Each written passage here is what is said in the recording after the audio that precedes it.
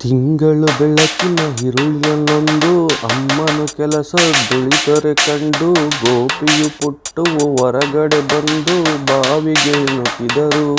ಬಾವಿಲಿ ಚಂದ್ರನ ಬಿಂಬವ ಕಂಡು ಚಂದ್ರನು ಬಾವಿಗೆ ಬಿದ್ದನು ಎಂದು ಅಯ್ಯೋ ಪಾಪವೇ ಎನ್ನುತ್ತಲೊಂದು ಕೊಕ್ಕೆಯ ಹುಡುಕಿದರು.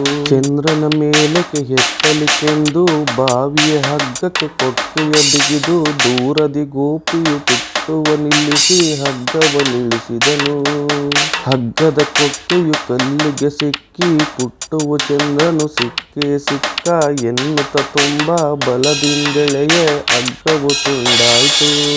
ಎಳೆತದ ರಭಸಕ್ಕೆ ಪುಟ್ಟುವ ಬಿದ್ದ ಮೆಲ್ಲನೆ ಮನೆ ಕಡೆ ನೋಡುತ್ತಲೆದ್ದ ತಂಗಿಗೆ ಆಗಸ ತೋರುತ್ತಲೆಂದ ಗೋಪಿ ನೋಡಲ್ಲಿ ಚಂದ್ರನ ಮೇಲಕ್ಕೆ ಏರಿಸಿಬಿಟ್ಟೆ ನಮ್ಮಯ್ಯ ದೇವರ ಬದುಕಿಸಿಕೊಟ್ಟೆ